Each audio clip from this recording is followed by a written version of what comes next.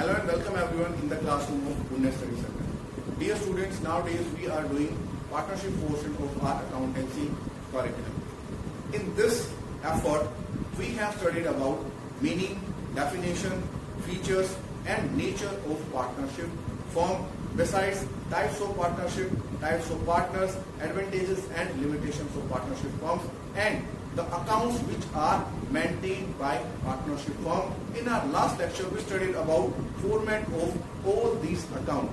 If you want to see that lecture which is available on our channel, you may see that. Only after that you will be able to give effect to important adjustment in the accounts of partnership firm. Today we are going to learn about those adjustments, or we are starting a series of those adjustments which are very important, and an accountant should make himself very familiar with these adjustments, that how he should give them effect so that he can calculate true and fair profit and loss and can determine fair financial position of the partnership firm. Very first in this series we are going to learn about the adjustment of interest on capital, which is basically an entitlement given to the partners through partnership deed.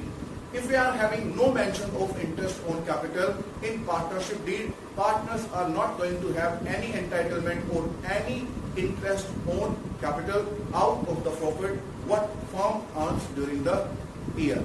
But if there is mention about interest on capital, it may have two forms or it may be in two sense.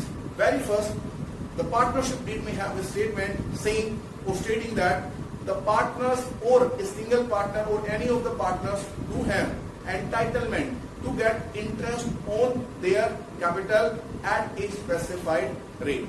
In that case, you have to treat that interest on capital to be provided to the concerned partner as an appropriation. Here appropriation means part of profit that is being shown by the profit and loss account.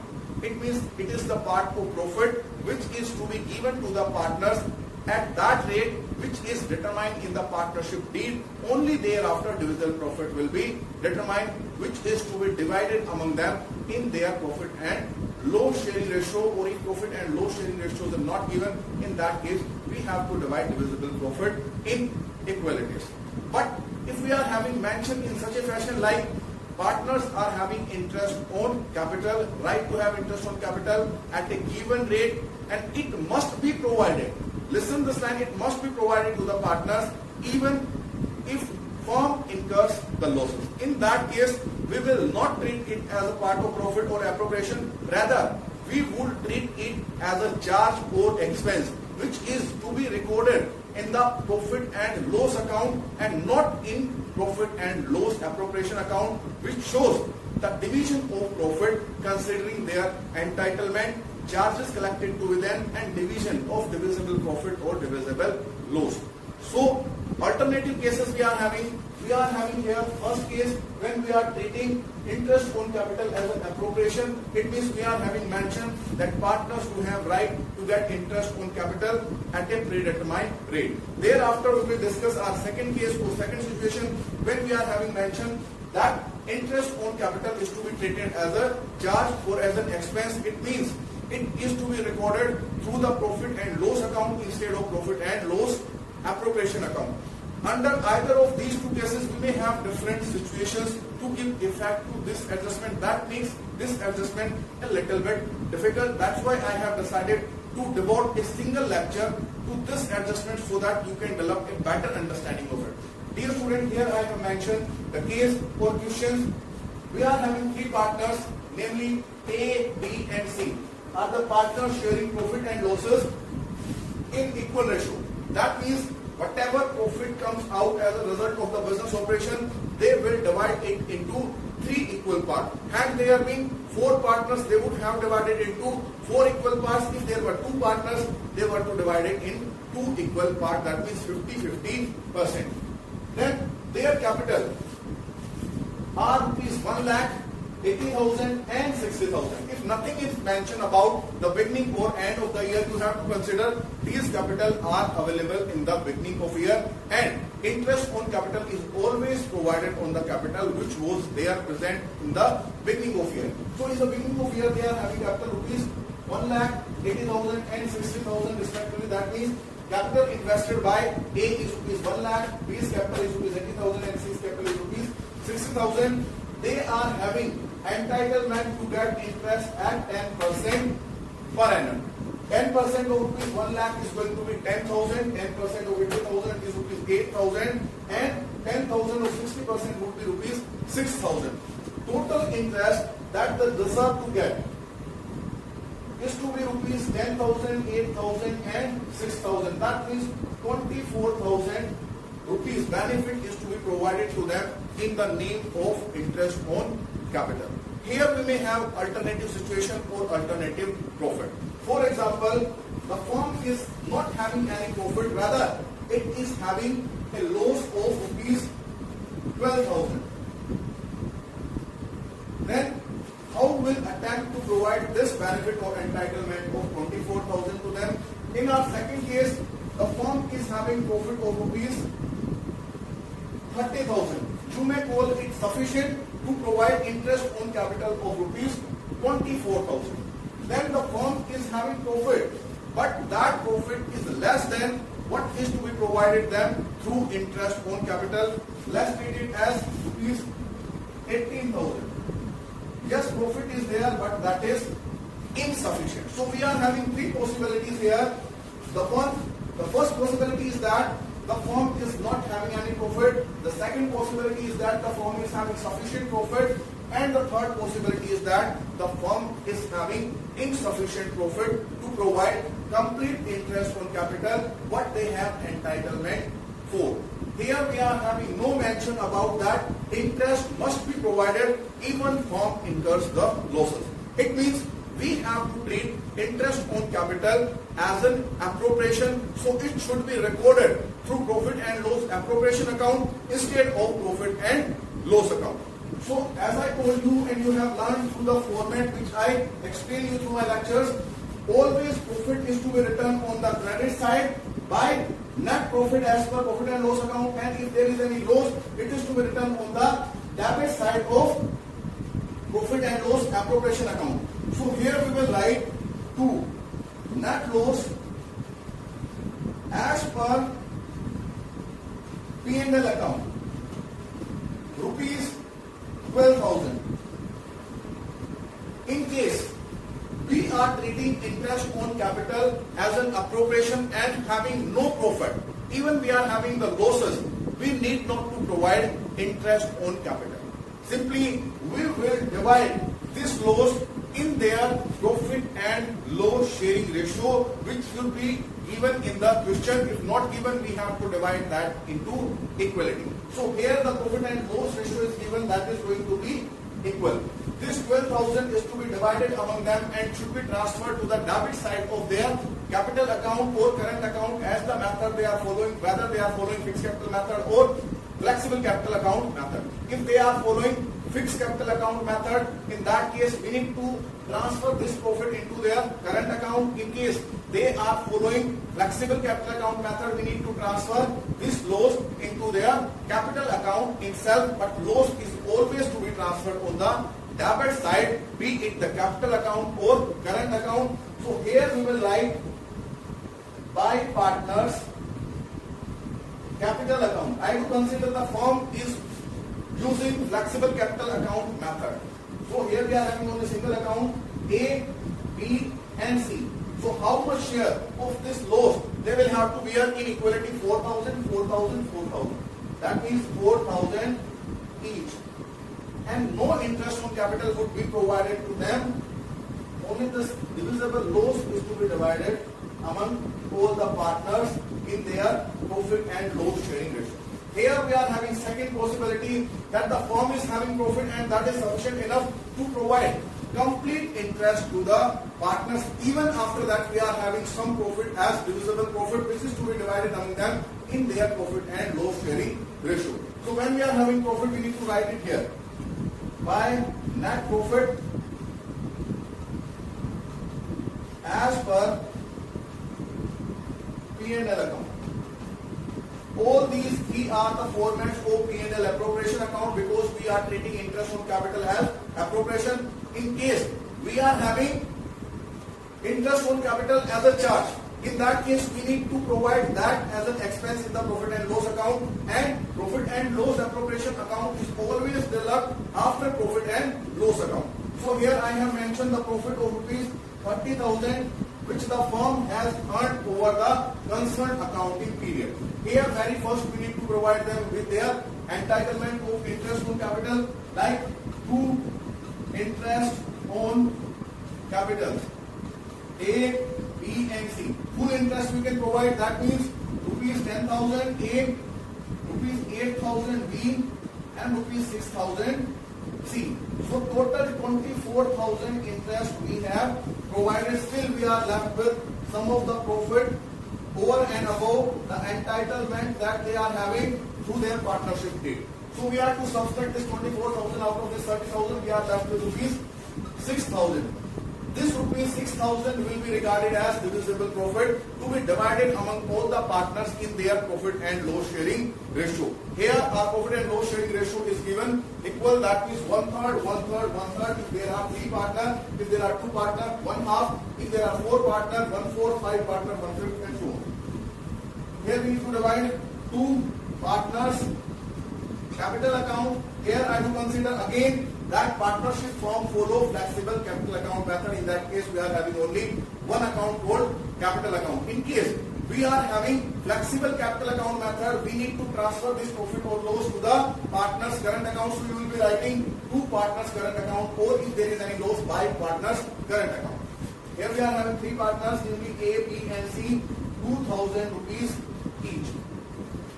You will treat it in this way. In the third case, when we are having profit but that is not sufficient to provide complete interest on the capital what they are having right to, so here very first we need to write profit, that whatever we are having net profit as per P&L account, rupees 18,000. Now here comes difficulty that in what ratio we should divide this profit, or whether we should provide them complete interest what they have right to. No. In case we are having insufficient profit and we are treating interest on capital as an appropriation, we need to divide insufficient profit into their capital ratio or interest ratio, because both are going to be same. Whether we calculate capital ratio or interest ratio, what they deserve to get on their respective capital. So here we have to ignore profit and loss ratio because we are not having any divisible profit. Here we are having only insufficient profit, which is to be used for providing interest on capital, which is rupees 24,000. This 18,000 rupees is to be divided into their capital ratio, which is going to be easily, you can write it 10, 8 and 6. Further you can reduce it to the 5, 4 and 3. So actually their capital or interest ratio is going to be 5, 4 and 3. In this ratio, this profit is to be provided them in the name of interest on capital. We are not dividing this profit as a divisible profit, rather we are writing it in the name of insufficient profit, or you may write here to interest on capital A, B and C. He had entitlement to receive 10,000, but profit is insufficient by rupees 6,000. So what we need to do here, we need to divide this 18,000 insufficient profit into total of their capital ratio. By total of their capital ratio, that is going to be 9 plus 3, 12. Divide it by 12. 12 means 12. Is going to be 1,500. One share of 1,500. Then 5 share is equal to 7,500. So A deserves to get interest rupees 7,500 instead of rupees 10,000. What B deserves to get 1,500 into 4. That means rupees 6,000 instead of rupees 8,000. And what C deserves 1,500 into 3. That means 4,500. Each of these partners have sacrificed 1/4 of their interest on capital just because of insufficient profit. This profit has been divided among partners in their capital or interest ratio. What if it is mentioned in the question that the interest on capital is to be treated as an expense or as a charge, or it must be provided even when we are having losses? Look here, we are having rupees 12,000 loss. If we dare to record this 24,000 in profit and loss account, treating it as a charge, the loss would increase to rupees 36,000 instead of 12,000. 12,000 this loss plus 24,000 loss will increase just because of providing interest on capital through profit and loss account. So loss that is to come here would become 36,000 instead of 12,000 if we decide to provide interest under any circumstances. So you have to increase this loss to the 36,000 or by 24,000. Now this 36,000 instead of 12,000 is to be divided among the partners, that is 12,000 each.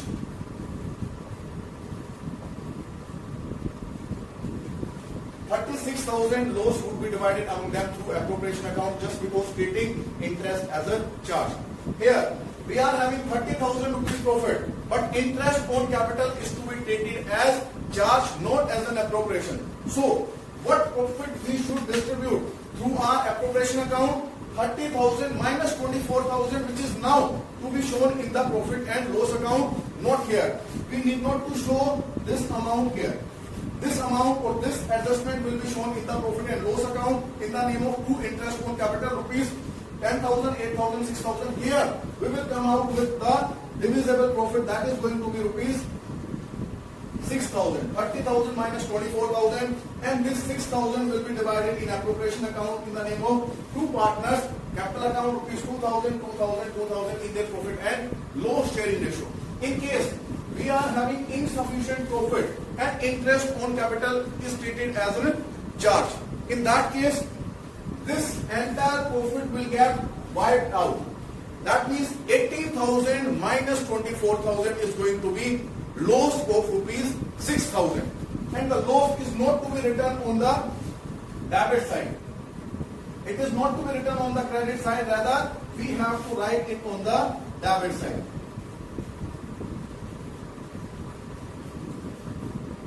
We will be writing here to net loss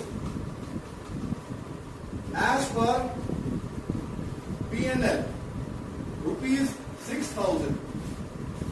We have subtracted 24,000 amount which is to be provided as an interest on capital regarding is as a charge through profit and loss account. So this 18,000 has been fully wiped out. Rather we are having a 6,000 excess of expenditure over income, which is treated as a loss. This loss is to be divided among them as by partners capital or current account A, B and C into their profit and loss sharing ratio, which is telling us 2,000 each. So this is going to be the adjustment of interest on capital. It may be given in the question that you have to regard it as an appropriation or as a charge. If nothing is mentioned, just rate of interest is mentioned, which is to be provided, you have to always treat it as the part of profit or appropriation. Charge is to be treated, or the interest on capital is to be treated as a charge only when we are having categorically mentioned that either it should be treated as a charge or it must be provided even from incurs losses. This is all about the adjustment of interest on capital. I'm sure that you have learned it in its every aspect. In our next lecture, we are going to discuss about interest on drawings and other important adjustment, and then we will be discussing about adjustment in close account before taking practical attempt to your numericals or given questions in your book. I'm sure that you have enjoyed this lecture. If you really like our lectures, our performances, you must subscribe, share and like our videos. Till next time we come before you, have a good time, stay safe, stay home.